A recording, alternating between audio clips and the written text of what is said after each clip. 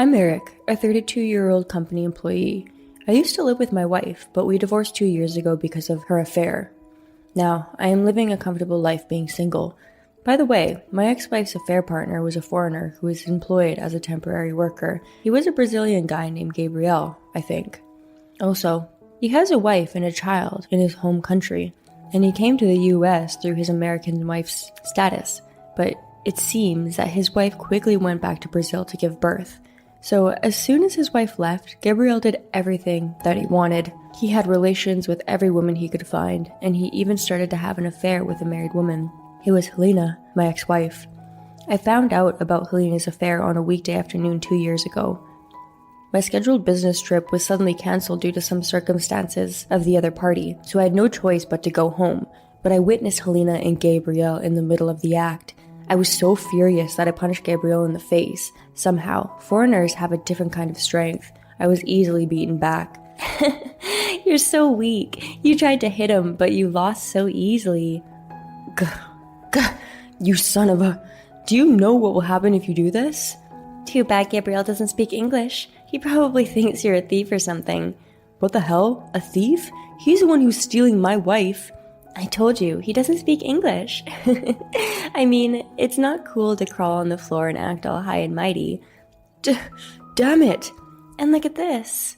Helena pointed at Gabriel's lower body. As expected of a foreigner, the difference in size was so huge. You're a weak fighter, and even in size, power, and endurance, you're still a loser. If you're so frustrated, go to a men's clinic and make your thing bigger.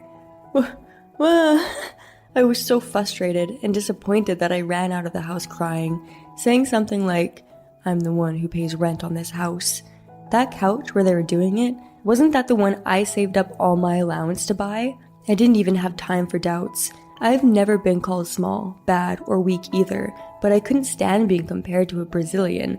Thanks to that, I got divorced after the Brazilian stole my wife, and I was traumatized by the sight of their sexual intercourse for as long as a year. The end. But a year ago, a goddess came into my life. Abby, an office worker 5 years younger than me, was not particularly beautiful, but she had an animal-like cuteness that made me want to protect her. I was still traumatized by the thought of my wife getting taken away by the Brazilian man, so I kind of had a phobia of women, and although I was interested in Abby, I couldn't talk to her. One day, as I was walking back to work from the smoking area, I caught a glimpse of her. I saw Abby crying alone in the dark boiling room. What's wrong? Are you okay? Eric, no, it's nothing. It's not nothing. I may not be able to help you much, but I can at least listen to you. But... Oh yeah? Well, why don't you listen to my problems for me? What? I'm too embarrassed to tell anyone, but a year ago, a Brazilian guy slept with my wife. What? So I wanted to beat him up, the adulterer, but he hit me back, and my wife laughed at me for being so uncool. You poor thing. And she said things like my crotch being smaller than a Brazilian's and that I was a weakling. I have a phobia of women because of it.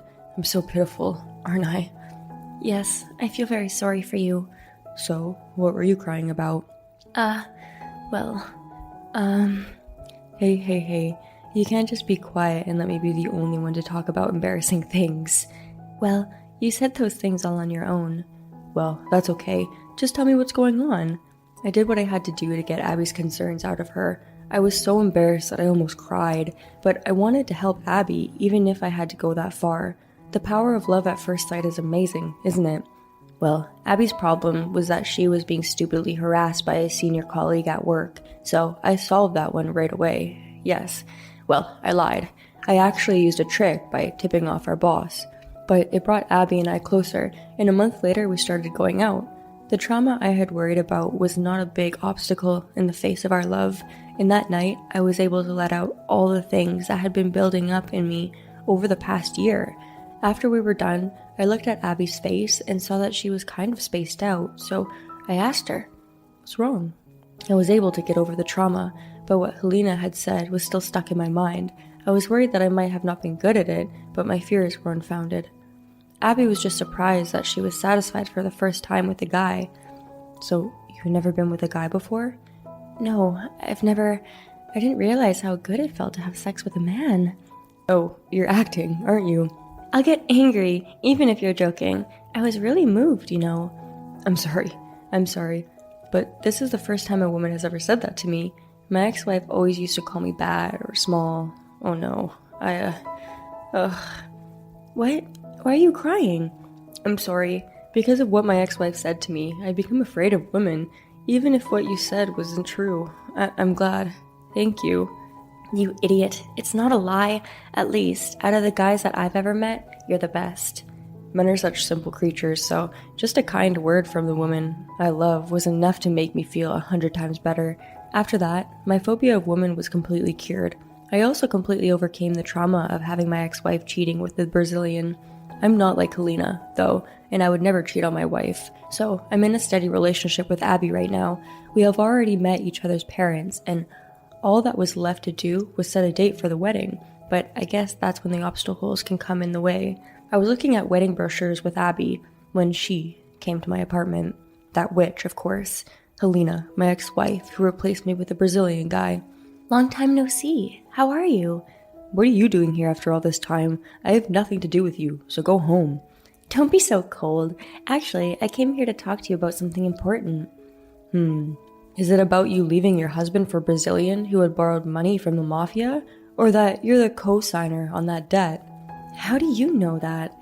Because your mother came crying to me. I told her it was none of my business. Well, that makes things a lot easier. Hey, do you want to start over? Why? I don't understand. You're single and lonely, aren't you? From what I've heard, you suffer from gynophobia. You were slow in catching up. I've already gotten over that. So you're cured then? Yes, I'm cured. Then, how about 100%? Aren't you having trouble with women anyway? No, I have a much younger and prettier girlfriend than you. What? By the way, I'm engaged. We are planning to get married soon. So why don't you get the hell out of here? What? I, your ex-wife, am in trouble, so you should at least listen to me. Did you listen to me when I was divorcing you? You left me for that Brazilian guy. Shut up. It's your own fault you're not big enough. If you have a problem with me, you can start by having something as big as Gabrielle's. Don't be absurd. Our standards are very different. Don't make excuses for yourself, shorty. Aren't you ashamed of having such a lousy thing? I was getting beyond angry and disgusted. But if I don't do something about it, it's going to be a nuisance to the neighbors. Just when I was thinking, I'm going to force her to leave, Abby came from the back of the room, deliberately making loud footsteps. I glanced at her face and saw that she was completely furious. I knew it. This is the beginning of a war. But what actually unfolded in front of my eyes was not even a war, but a one-sided extermination. You must be Helena. You're the one who ran off with the Brazilian. You're Eric's girlfriend? How can you be satisfied with such a shorty? Well, I'm sure you'll get tired of it and cheat on him soon. No, that's not true. Eric and I are perfect for each other. He is the only man I've ever been satisfied with. No, let's not go there. You know, the neighbors will hear us. That's because you don't know what it's like with a Brazilian. Once you get to know them, you'll never be satisfied with Eric. Stop it, you. Shut up, I'm telling the truth, so I can't help it, right? Well, that's... What? If you have something to say it clearly. That's your... Ah, stop it. That's what I've been thinking too, but I couldn't say it because I felt sorry for you. What? What do you mean? Just say it. Or maybe you're not satisfied with Eric too. That's because yours is too loose. What? She said it. Wait a minute. Well, yeah, you know, I've been feeling sorry for you, but you're pretty much... Compared to this woman? No, Abby is the best I've ever met. Well, maybe 100 times better than you.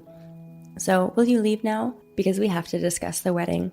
I quietly closed the front door. Helena's face, which I could see through an opening by the door, was as pale as the rainy Brazilian sky. After that, Helena and Gabrielle were caught by the mafia together, and Helena was forced to work in a brothel to pay off her debts. Gabrielle was working as a houseboy and couldn't send money back to his home country, so he lost contact with his wife and children. By the way, Abby and I got married the other day. We had our wedding night. Of course, but I got too excited and got her pregnant, so we're not going to have a night out for a while. Well, we didn't get married just because of our physical chemistry, and it doesn't affect our married life in any